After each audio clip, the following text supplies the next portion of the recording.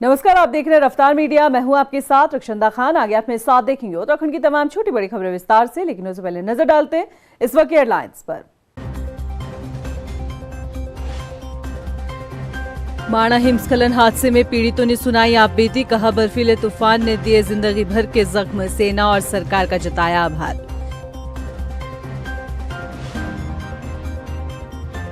PM Modi की मुकबा दौरे को लेकर तैयारियां फिर शुरू। 6 मार्च को प्रधानमंत्री मुकबा में करेंगे मां गंगा के दर्शन। हर्षिल में आयोजित कार्यक्रम में लेंगे हिस्सा।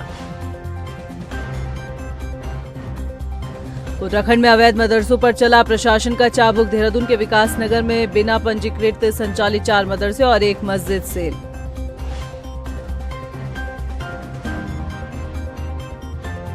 चारधाम यात्रा की तैयारी में जुटा प्रशासन। तीर्थ यात्रा को लेकर परिवहन विभाग अलर्ट। ग्रीन कार्ड से पहले पंजीकरण को लेकर दिए जरूरी निर्देश। हेडलाइंस के बाद बुलेटिन में खबरें विस्तार से, और बात सबसे पहले कर लेते हैं चमोली की। चमोली जिले के माणा क्षेत्र में हुई भीषण हिमस्खलन ने जहां सबको हिलाकर रख दिया है, वहीं इस हादसे में कई लोगों की जान भी चली गई, तो कई ऐसे हैं जिनको बचा लिया गया। जो बचे हैं वो इस हादसे को लेकर क्या कुछ कह रहे हैं, आइए आप इस रिपोर्ट में देखिए।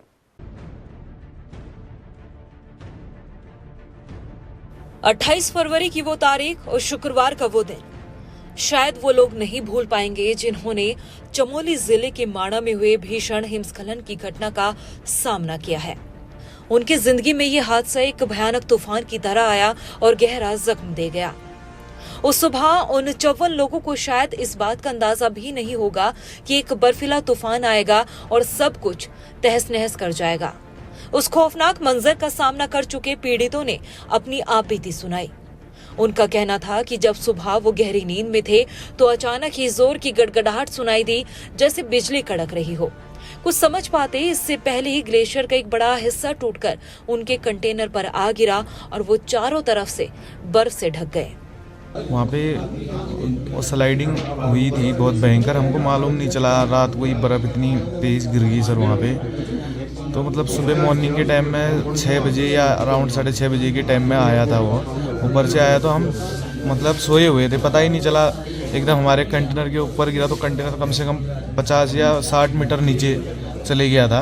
वहाँ पे जैसे ही कंटेनर गिरा तो आर्मी वाले आ गए थे। आर्मी वालों ने हमको निकाल के सीधे अपने हमारे रूम में शिफ्ट किया। वहाँ पे हमारा ट्रीटमेंट किया सर, और बाकी आर्मी के और ITBP वालों के द्वारा हमारा मतलब बहुत सहयोग हुआ था सर। सब कुछ ठीक मिल रहा है सर, बढ़िया मिल रहा है। इतना सब घर से बात हो गई है। मैं कल पहुँच गया था घर, कल लेके आए थे, मैंने घर में फ़ोन कर दिया था। वहीं एक शख्स का कहना था कि 7 से 8 फीट तक जमी बर्फ से निकलकर वो खुद आर्मी कैंप तक पहुंचे और हाड़ कपा देने वाली ठंड और डर के बीच उन्होंने वो रात उसी कैंप में गुजारी। इसके साथ ही कुछ पीड़ितों ने भारतीय सेना के जवान और सरकार का भी आभार जताया है। सुबह 28 फरवरी का दिन था, सुबह का टाइम था 8:30 बजे का। ऊपर से ग्लेशियर आया था, ग्लेशियर पहले भी आया था तो हमें डाउट हो गया था ग्लेशियर आ रहा है। तो दूसरा जो ग्लेशियर आया था 5 मिनट के तुरंत बाद में सर, उसमें हमें पता नहीं रहा हमारा कंटेनर कहाँ गया कहाँ नहीं गया और हम कैसे लोग लिख रहे। तो हमने जब अपने आप को देखा तो हम लोग बर्फ़ में पाए थे, हम अपने आप लिख लेते।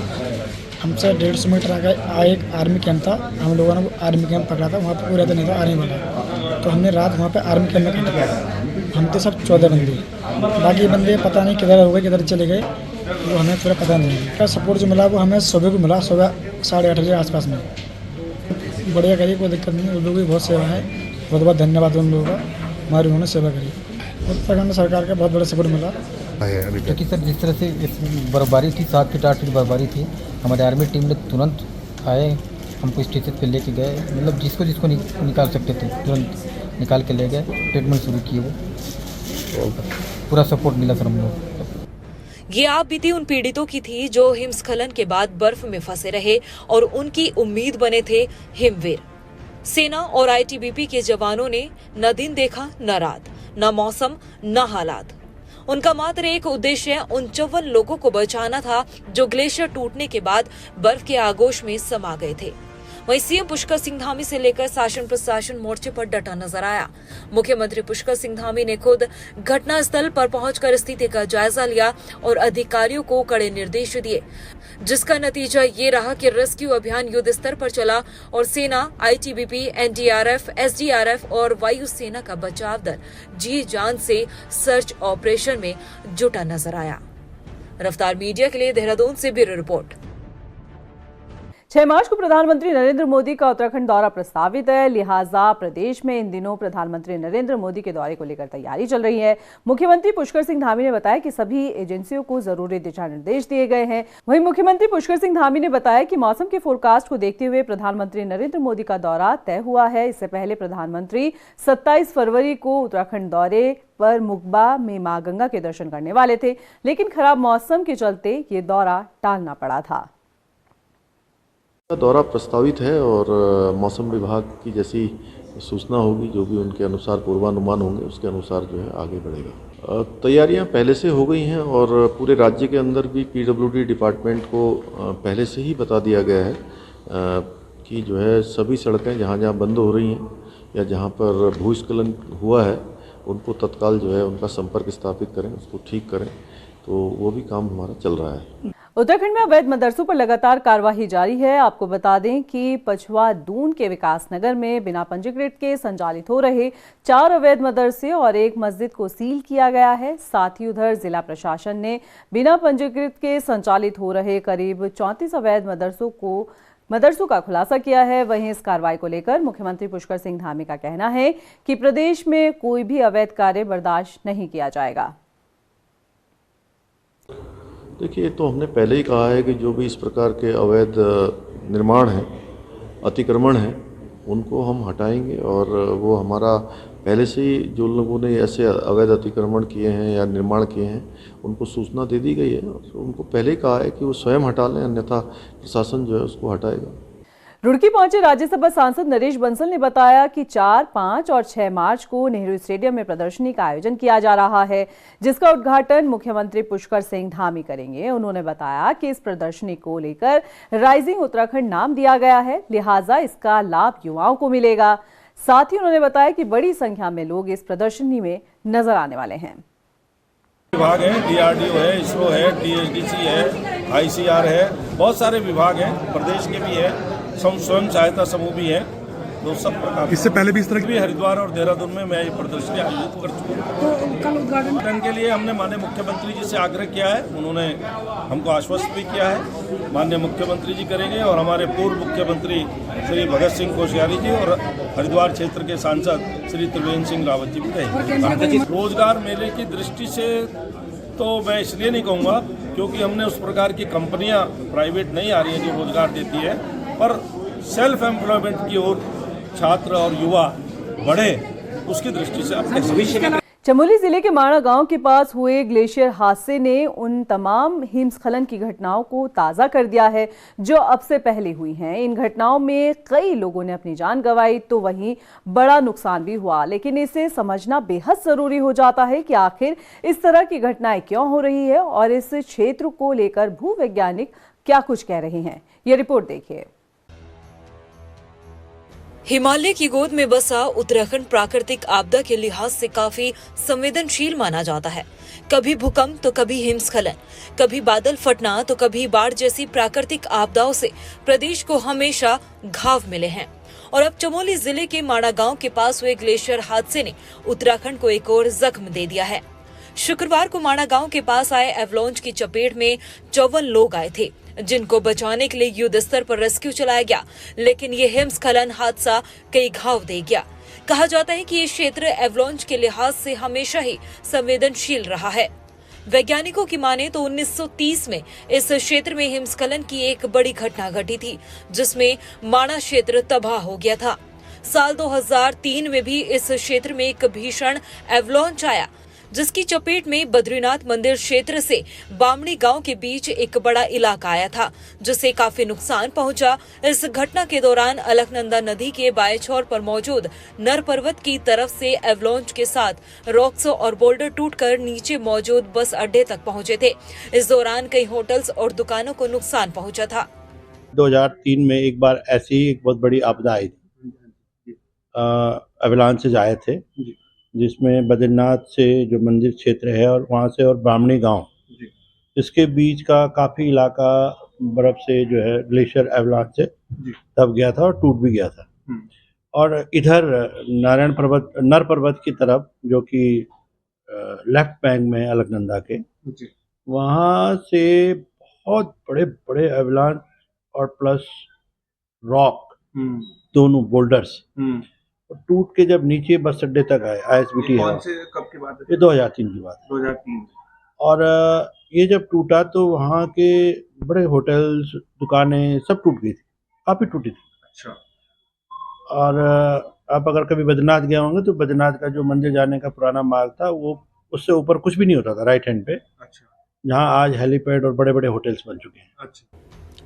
इसके साथ ही शोधकर्ता बताते हैं कि चमोली में हैवी एवलांच ग्लेशियर है, जो बद्रीनाथ जाते हुए मार्ग को 8 जगहों पर बाधित करते हैं। इसके अलावा बद्रीनाथ से आगे माणा की तरफ जाने पर अलग अलग जगहों पर एवलांच पॉइंट्स है। सर्वे में मैपिंग के दौरान ही इन सभी ग्लेशियर और एवलांच का जिक्र किया गया था और बताया गया था कि कहां-कहां पर सतर्कता बरतने की जरूरत है। बावजूद इसके लगातार लापरवाही बरती गई, जिसका आज खामियाजा भुगतना पड़ रहा है। हम लोग गए, 15 दिन पूरा उसका सर्वे किया, मैप किया, पूरा डिटेल जियोलॉजिकल मैपिंग, वहाँ की भूगर्भीय परिस्थितियाँ और कहाँ कहाँ क्या क्या प्रॉबिलिटी है, potential slide zone, potential avalanche routes, और वहाँ की जितने भी प्राकृतिक प्रक्रियाएं होती है उनको समझते हुए एक हमने विस्तार से रिपोर्ट उत्तराखंड सरकार को दी थी। उसके अलावा जब हम बद्रीनाथ से और वहाँ माणा की तरफ जाते हैं तो 4 या 5 जगह पे बहुत बड़े बड़े एवलांच शूट आते हैं। अच्छा। जब उसकी हमने मैपिंग करी तो हमने पूरा डिटेल मैप उनको दिया कि ये इलाका बहुत सेंसिटिव है, यहाँ बड़े बड़े एवलांच, रॉक फॉल्स ये होते हैं, तो लिहाजा भविष्य में यहाँ इस तरह का कोई निर्माण नहीं होना चाहिए। अनफॉर्चुनेटली कालांतर में हर जगह आप देख रहे हैं कि सब नाले खाले कब्जाए जा रहे हैं, तो वो इलाका भी आज बड़े बड़े होटल, 5 स्टार होटल बन चुके हैं। आपको यहाँ ये भी समझा देते हैं कि एवलांच मोटे तौर पर 2 तरह के होते हैं। पहला स्नो एवलांच और दूसरा स्लैब एवलांच। वैज्ञानिकों की माने तो हिमालय क्षेत्र में आने वाले स्नो एवलांच में ढीली बर्फ, पानी और हवा का मिश्रण होता है। इसका साउंड और वेग भी काफी ज्यादा होता है। सामान्य तौर पर ये धुआं सा दिखता है। स्नो एवलांच कम नुकसान पहुंचाता है। वहीं स्लैब एवलांच को बेहद ही विनाशकारी बताया गया है। स्लैब एवलांच पूरी तरह से एक बर्फ का ब्लॉक या चट्टान होता है, जो दबाव बढ़ने या फिर किसी भी तरह की जियोलॉजिकल हलचल की वजह से नीचे की तरफ गिरता है। इस एवलांच में सॉलिड आइस होती है और जब ये बड़े बड़े ब्लॉक नीचे गिरते हैं तो ये बेहद ही विनाशकारी बन जाते हैं। दूसरा होता है स्लैब एवलांच। स्लैब माने एक ब्लॉक, चट्टान जो परमानेंट आइस है, वो फ्रैक्चर, क्रैक उसमें पड़ जाते हैं। जैसे वो लोड बढ़ती है तो वो डाउन स्लोप में चटकनी शुरू हो जाती है, और वो चटकती कई बार क्या है, जैसे नॉर्मली वो टेम्परेचर के कारण एक्सपेंशन होता है तो चटकना शुरू होता है, लेकिन अगर बीच में कोई अर्थक्वेक ट्रिमोर्स आ गए, शेकिंग हो गई, तो जिस पे दरार पड़ी है वो ब्लॉक जो है धड़ाम से नीचे गिरता है, वो टुकड़े टुकड़े गिरता है, तो वो बड़ा नुकसानदायक होता है, वो क्योंकि वो हिट करता है। जो सर ये यहाँ पे आया, ये किस तरह का? ये तो लूज एंड स्नो एवलांच है। अच्छा। हाँ, ठीक है ना। और ये अक्सर प्रोमिनेंट साइट है, 3-4 जहाँ पे ये घटनाएं होती हैं। संवेदनशील जगहों पर वैज्ञानिकों की तरफ से जगह जगह पर शोध किए जाते हैं, जिसमें पता चलता है कि किस जगह पर खतरा पनप रहा है और किस जगह पर बड़ा हादसा हो सकता है। लेकिन अफसोस इस बात का होता है कि जब इन क्षेत्रों में निर्माण कार्य किए जाते हैं या फिर सड़क बनाई जाती है तो उस समय इस तरह की इन्वेस्टिगेशन रिपोर्ट का बिल्कुल भी संज्ञान नहीं लिया जाता, जिसका खामियाजा बाद में भुगतना पड़ता है। रफ्तार मीडिया के लिए देहरादून से हिमांशु चौहान के साथ ब्यूरो रिपोर्ट। राजधानी देहरादून में गढ़वाल कमिश्नर ने चारधाम यात्रा के मद्देनजर परिवहन विभाग के साथ बैठक की, जिसमें उन्होंने चारधाम यात्रा को शुरू करने से पहले 1 महीने पहले ग्रीन कार्ड जारी करने के निर्देश दिए। इसके अलावा रोडवेज बसों के रोटेशन को लेकर भी चर्चा की गई, जिसमें श्रद्धालुओं को सस्ती दरों पर यात्रा कराने के लिए कहा गया। वहीं टूर ऑपरेटर्स को लेकर भी जरूरी दिशा निर्देश दिए गए हैं। उधर आरटीओ सुनील शर्मा ने बताया है कि इस साल चारधाम यात्रा में ऑनलाइन व्यवस्थाओं को बेहतर किया जा रहा है। वहीं यात्रियों को पर्यटन विभाग की वेबसाइट पर पंजीकरण कराना अनिवार्य है। ये चारधाम यात्रा 2025 के लिए जो हमारे गढ़वाल कमिश्नर महोदय ने भी 5 फरवरी को बैठक ली थी, साथ में सचिव परिवहन द्वारा भी इसके संबंध में बैठक ली गई और जिसके तैयारी के हेतु निर्देशित किया गया। इन्हीं निर्देशों के क्रम में हमारे द्वारा पूरी तरह तैयारी कर ली गई है। जहाँ तक ऑनलाइन सेवाओं की व्यवस्था है, जैसे कि ग्रीन कार्ड की सेवा या हिल एंडोर्समेंट की सेवा या ट्रिप कार्ड की सेवा, तो NICI की मदद से ऑनलाइन व्यवस्था पूर्णतः दुरुस्त कर ली गई है और हम लोग चारधाम यात्रा शुरू होने से 1 महीने पूर्व से ही ग्रीन कार्ड इशू करने शुरू कर देंगे। इसके अलावा जहाँ तक बसों की व्यवस्था का सवाल है, तो बसों की जो बस व्यवस्था होनी है आने वाले रोटेशन के लिए, उसके लिए यूनियन से बैठक हो गई है। हमारे पास पर्याप्त संख्या में बसेज हैं, जिसके माध्यम से हम सस्ती दरों पर यात्रियों को बसेस प्रोवाइड करा देंगे। इसके अलावा हमने टूर ऑपरेटर्स को भी ये निर्देशित किया है कि जितने भी यात्रियों को वो बाहर से लेकर आने के लिए बुकिंग ले रहे हैं, उनके माध्यम से पहले ही सूचित कर दिया जाए कि जो भी यात्री आए वो पूर्व में ही पंजीकरण कराकर जो हमारी टूरिज्म की साइट है उस पर पंजीकरण के पश्चात आएँ, ताकि उनका जो ट्रिप कार्ड बनने में आसानी हो। उत्तराखंड में सामाजिक सद्भाव बिगाड़ने को लेकर सामाजिक, राजनीतिक और पत्रकारिता से जुड़े लोगों ने राजधानी देहरादून में रैली निकाली। इसमें पहाड़ी मैदानी विवाद पर उत्तराखंड को बांटे जाने पर नाराजगी जाहिर की गई। रैली में शामिल वरिष्ठ पत्रकार विक्रम श्रीवास्तव ने बताया कि समाज में भाईचारा और सद्भावना का संदेश देने के उद्देश्य से राजधानी देहरादून के परेड ग्राउंड से घंटाघर स्थित स्वर्गीय इंद्रमणि बडूनी स्मारक तक सद्भावना रैली को निकाला गया। इसमें बड़ी संख्या में लोगों ने हिस्सा लिया और एकजुटता का संदेश दिया। देखिए, संदेश बिल्कुल स्पष्ट है। उत्तराखंड को बांटने का काम किया जा रहा है और कुछ लोग राजनीतिक फायदे के लिए इस तरह के माहौल को सोशल मीडिया पे बना रहे हैं, जिससे माहौल खराब हो रहा है। क्योंकि देखिए, उत्तराखंड, मंगलौर भी उत्तराखंड में है, माणा भी उत्तराखंड में है, तो इसको कैसे और क्यों बांटने का प्रयास किया जा रहा है। उत्तराखंड की बात करें, देखिए, राजनीतिक फायदे के लिए जिस तरह से समाज को बांटने की दिशा में काम हो रहा है, मणिपुर आपके सामने उदाहरण है। और हम लोग पत्रकार हैं, हमारी नैतिक जिम्मेदारी बनती है कि हम जो मणिपुर की घटना है उससे सबक लें। टिहरी में कांग्रेस कार्यकर्ताओं ने संसदीय कार्य मंत्री प्रेमचंद अग्रवाल की शव यात्रा निकाली। उनके पहाड़ियों पर दिए गए विवादित बयान को लेकर कड़ी निंदा की। बता दें कि कांग्रेसियों का गुस्सा विधायक किशोर उपाध्याय पर भी फूटा। प्रदर्शनकारियों ने सदन में उनके चुप रहने पर सवाल उठाया। साथ ही प्रभारी मंत्री की भी सभी बैठकों के बहिष्कार का ऐलान किया है। भारतीय जनता पार्टी की प्रचंड बहुमत की सरकार है, तो वही मुख्यमंत्री और उसके जो मंत्री हैं वो बेलगाम है। अब उनको उत्तराखंड की जनता के सम्मान का भी ख्याल नहीं है। उन्होंने उत्तराखंड की अस्मिता पर चोट की है, जिसे बर्दाश्त नहीं किया जाएगा। उधर टिहरी में राज्य स्तरीय चिंतन गोष्ठी का आयोजन हुआ, जिसमें मूल निवास, भू कानून, परिसीमन, जंगली जानवरों और आपदा सहित 11 मुद्दों पर चर्चा की गई। बैठक में आए लोगों ने कहा कि इन मुद्दों पर सरकार को जगाने से पहले खुद जागने की जरूरत है। वहीं बेरोजगार संघ के संयोजक बॉबी पवार ने कहा कि पहाड़ में भू माफिया बड़ी संख्या में जमीन की खरीद फरोख्त कर रहे हैं। मूल निवास की व्यवस्था समाप्त किए जाने से राज्य के युवाओं के हक हकूकों पर डाका डाला जा रहा है, जो गंभीर विषय है। हालांकि चर्चा में स्थानीय विधायक किशोर उपाध्याय ने भी अपने सुझाव दिए। रोजगार का गंभीर मुद्दा है और जिस प्रकार से सरकारी और गैर सरकारी नौकरियों में जिस प्रकार से चीज़ें हो रही है, स्थानीय लोगों को प्राथमिकता न देकर यहाँ से अन्य प्रदेशों के लोगों को फर्जी डॉक्यूमेंट के आधार पर नौकरियां दी जा रही है। और इसके बाद जो यहाँ की सरकारें, चाहे वो कांग्रेस सरकार रही हो या भाजपा सरकार रही हो, दोनों सरकारों ने जिस प्रकार से एक आउटसोर्स और बैकडोर का जो खेल शुरू किया था, जिसमें आज भी ना तो यहाँ उपनल वालों को न्याय मिल पा रहा है, ना गैस टीचरों को न्याय मिल पा रहा है। इसके अलावा चतुर्थ श्रेणी कर्मचारी जितने भी विभागों में यहाँ पर रखे गए हैं, ना उनको न्याय मिल पा रहा है। सबसे बड़ी बात ये है, मैं तुम्हें धन्यवाद देता हूँ भूम्याल। अब उन्होंने भूम्याल भूम्याल देवता की तो सबसे पहले पूजा करनी चाहिए थी। उनसे पूछना भूम्याल देवता के बारे में कितना जानते हैं और क्या करते हैं। तो मैं उनको बधाई देता हूँ जो समाज के सामने, देश के सामने, प्रदेश के सामने जो चुनौतियाँ हैं, अगर हम उस पर जो है विमर्श करते हैं तो उससे अमृत भी निकलता है, विष भी निकलता है। रामनगर में बेटी बचाओ बेटी पढ़ाओ योजना के तहत नेताजी सुभाष चंद्र बोस बालिका छात्रावास का उद्घाटन हुआ। आपको बता दें कि इस छात्रावास को लेकर बताया जा रहा है कि कोरोना काल में अनाथ हुई बच्चियों को सहारा देने और उनकी शिक्षा को सुनिश्चित करने के उद्देश्य से खोला गया है। इस मौके पर स्थानीय विधायक ने बताया कि ये सरकार की नई शिक्षा नीति के तहत अहम कदम है, जिसका फायदा अनाथ बच्चों और गरीब बच्चियों को मिलेगा। हमारे नेताजी सुभाष चंद्र बोस बालिका आवासीय छात्रावास का जो राजकीय बालिका इंटर कॉलेज में जो है कि इसमें निर्माणाधीन बिल्डिंग चल रही है और अस्थायी रूप से जो है कि यहाँ मालधन चौड़ में जो है कि बालिका का आवासीय छात्रावास जो है कि यहाँ पर चल रहा है। जब तक वो कंप्लीट नहीं होता है हमारा राजकीय बालिका इंटर कॉलेज रामनगर में, तब तक जो है कि यहाँ चलेगा।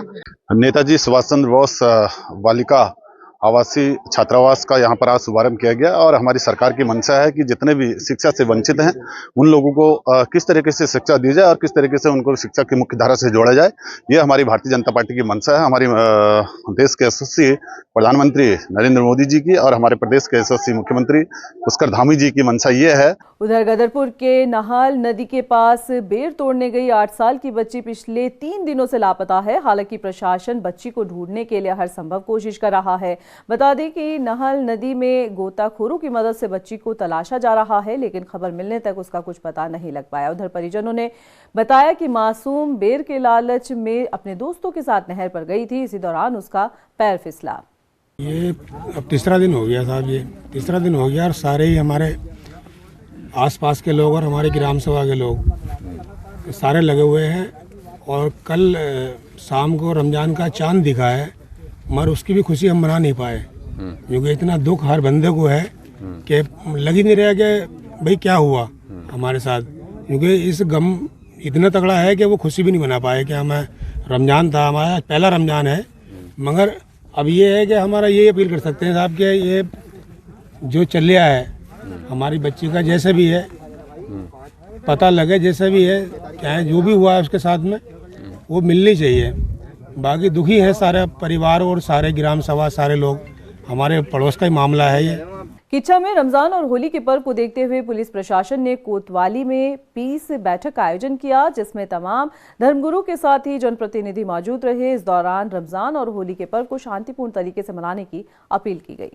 देखिए, जनरल मीटिंग जो होती है हमेशा की तरह, हर साल की तरह, एक तो इनकी समस्याएं जो होती बिजली पानी सफाई को लेके वो इनके द्वारा बताई गई, वो हम लोगों ने नोट कर लिया है। हमारे यहाँ से एक लेटर चला जाएगा संबंधित विभाग को, और हैडिल से तो यहाँ मौजूद थे खुद, उन्होंने खुद नोट कर लिया है। और जो पुलिस की तरफ से हम लोगों ने इनसे अपेक्षाएं करी हैं कि जैसे कि मनाते हैं लोग अपना रमज़ान का त्यौहार है, जो अपना रोज़ा जो रखना है वो ये रखें। बस एक चूँकि बीच में एक होली का त्यौहार भी पड़ेगा, उस दौरान थोड़ा सा धैर्य रखने की हम लोगों ने इनसे अपील करी है। मुस्लिम समुदाय से अगर कोई हिंदू के द्वारा जो होली खेल रहे हैं और किसी पे रंग गलती से पड़ जाता है या रंग डाल देता है तो थोड़ा सा धैर्य रखें। फिलहाल के लिए खबरों में इतना ही। मुझे दे इजाजत, लेके चलते चलते नजर डालते इस वक्त की हेडलाइंस पर। नमस्कार। माणा हिमस्खलन हादसे में पीड़ितों ने सुनाई आप बीती, कहा बर्फीले तूफान ने दिए जिंदगी भर के जख्म, सेना और सरकार का जताया आभार।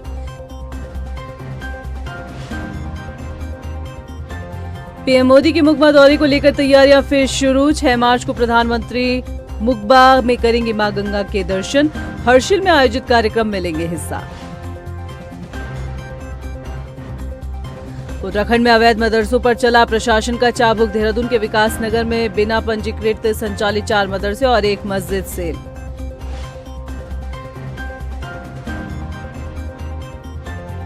चारधाम यात्रा की तैयारी में जुटा प्रशासन, तीर्थ यात्रा को लेकर परिवहन विभाग अलर्ट, ग्रीन कार्ड से पहले पंजीकरण को लेकर दिए जरूरी निर्देश।